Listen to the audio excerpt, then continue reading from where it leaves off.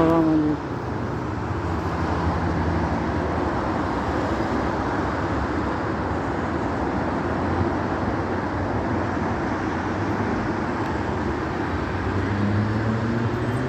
Assalomu alaykum. Men Chimkent qalasidan bo'lam. Adım Aqilbekov Davlat. Bana bir qiziq voqea bo'ldi. Asmapoyda tursak, bir to'p odam, o'rislar ko'p.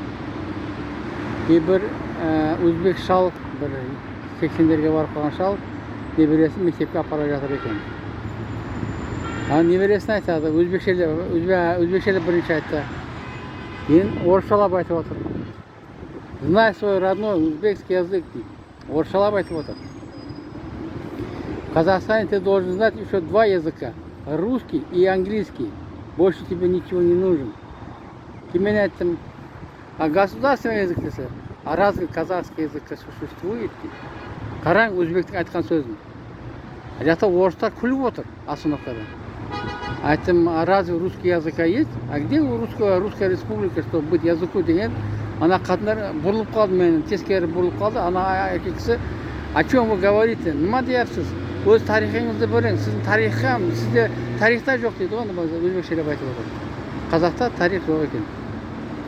Міне, осылай бізде өзбек ағайындар өйтіп айтып отыр. Қазақтың тарихы жоқ деп. Мен аузыңа қарап сөйлей, сап мұра. Қазақ тілінде сөйлегін деп айтсам, это моя земля, это земля древних узбеков. И наша земля наша останется дейді. Қарасаңызшы. Бақта орыстар болыспады, орыс қатындар болыспады. Оған бақта біз қарап тұрды не дейтін, біз арамызда не деп бастады. Мен айттым, мемлекет тілі, қазақ тілі. Сендер сартсыңдар. 1929 жылы Өзбекстан республикасы болғаннан кейін ғана сендер өзбек болып аталып кеттіңдер. Одан алдын өзбек деген халық болмаған. Қоқан хандығы, бұл Қоңыраттың жері. Қоқан хандығы дегенмен айтылып отыр. Бұл жерде қоқандықтар, Қоңыраттар билеген. Қоқан хандығында. Ташкент облысы, Сырдария облысы, Ұлы жүздің жерлері, Самарқанд, Наймандардың жерлері, Темірлан Найман болған, Барлас деген Найманның Барлас деген ерінен шыққан. Деп айтсам, анау енді өзінше нема deyapsan, етіме сарт. Қазақшалап сөйле, ақырғы рет айтып атырмын дедім. Сарт біляқы. Деп айтқан едім, ол маған қарап тұрып, орысшалап сөйлеп кетті. У вас же по-настоящему нету истории, казахской истории, такого нету, деді. Я жил в Советском Союзе, изучал советскую историю, там не было казахской истории. А это мы в советское время специально сажали казахов. А ты не нравится? Иди нахрен в свою царскую республику, если найдешь. Есть узбеки в Афганистане, езжай туда.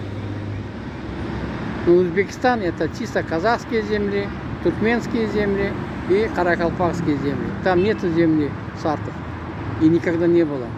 А узбеков можно всегда отменить. Даже, по-моему, у Конгратов есть такой, узбек называется. Так что знайте свое место. Перед тем говорить против Казахстана и против казахского языка.